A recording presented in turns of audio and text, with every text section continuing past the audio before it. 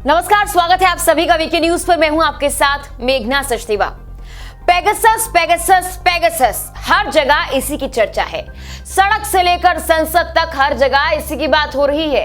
वामपंथी और विपक्षियों के लिए तो ये संजीवनी बूटी से कम नहीं और कांग्रेस के लिए तो मानो अंधे की लाठी है, मतलब एकमात्र सहारा। ऐसे में समझना जरूरी है कि ये मामला क्या है, क्योंकि जब आपने भी पेगासस के बारे में सुना होगा तो सोचा होगा कि भला ये कौन सी बला है, कैसे काम करती है और क्या सचमुच इतना खतरनाक है जितना विपक्ष और वामपंथी चिल्ला रहे हैं। तो पहली बात ये कि जासूसी सॉफ्टवेयर करने वाला इजराइल में बना है, लेकिन इसके तौर तरीके कुछ ऐसे हैं कि अच्छा से अच्छा जासूस भी मात खा जाए।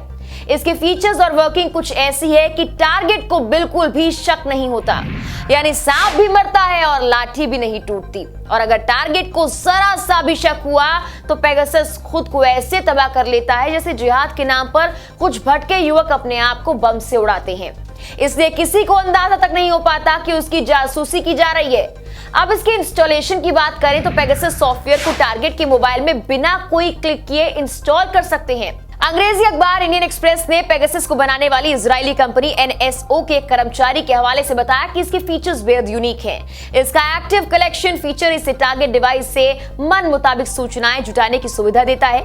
इसके तहत ये सॉफ्टवेयर सूचनाओं के आने का इंतजार नहीं करता, बल्कि टारगेट की डिवाइस से वो सारी सूचनाएं हासिल करने की सुविधा देता है जो अटैकर को चाहिए, यानी जो चाहिए सब मिलेगा। अब सवाल ये कि अगर पता चल जाए कि आपके फोन में ये इंस्टॉल है तो क्या इससे जासूस पकड़ा जाएगा? तो जनाब, पेगासस सेल्फ डिस्ट्रक्ट मोड यानी खुद को तबाह कर लेने वाले फीचर से लेस है। इस मामले में एनएसओ का यह कहना है कि हमारे लिए यह बहुत महत्वपूर्ण है कि टारगेट को इस बात की भनक ना लगने पाए कि जासूसी कर कौन रहा है। ऐसे में पोल खुलने का कोई खतरा होने पर सेल्फ डिस्ट्रक्ट मैकेनिज्म ऑन हो जाता है। वहीं अगर 60 दिन तक पेगासस का सर्वर से संपर्क नहीं होता तब भी ये सिस्टम ऑन हो जाता है। इसके अलावा एक तीसरा सिनेरियो भी है। खैर, पेगासस बनाने के बाद से ही एनएसओ ने अमेरिका के किसी भी फोन की जासूसी की इजाजत नहीं दी। अगर किसी के फोन में पेगासस है तो अमेरिकी सीमा में दाखिल होते ही उसके फोन से पेगासस खत्म हो जाएगा।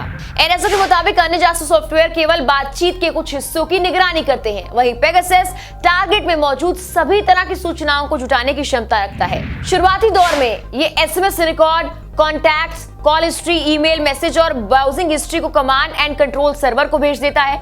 सिर्फ यही नहीं, पेगासस रियल टाइम में पूरा डेटा जुटाता है और मॉनिटर भी करता है। अब आपको बताते हैं ये क्या क्या काम कर सकता है। सबसे पहले जीपीएस लोकेशन ट्रैकिंग। अगर टारगेट ने अपना जीपीएस बंद कर रखा है तो पेगासस इसे ऑन कर देता है और सैंपलिंग के बाद बंद भी कर देता है। अगर जीपीएस सिग्नल को एक्सेस नहीं कर सकते तो फिर सेल आईडी से सूचना ली जाती है। दूसरा सबसे बड़ा काम है आवाज रिकॉर्ड करना।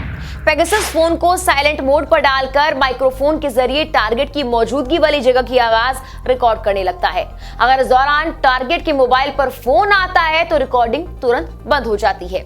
तीसरा काम है तस्वीरें लेना, और पेगासस इतना शातिर ऐप है कि अगर टारगेट के फोन में ये इंस्टॉल है तो फोन बंद करके रखे होने पर भी फ्रंट और बैक कैमरा से फोटो ले सकता है। अटैकर फोटो की क्वालिटी को लो कर देते हैं ताकि डेटा यूज कम हो और शेयर तेजी के साथ हो पाए।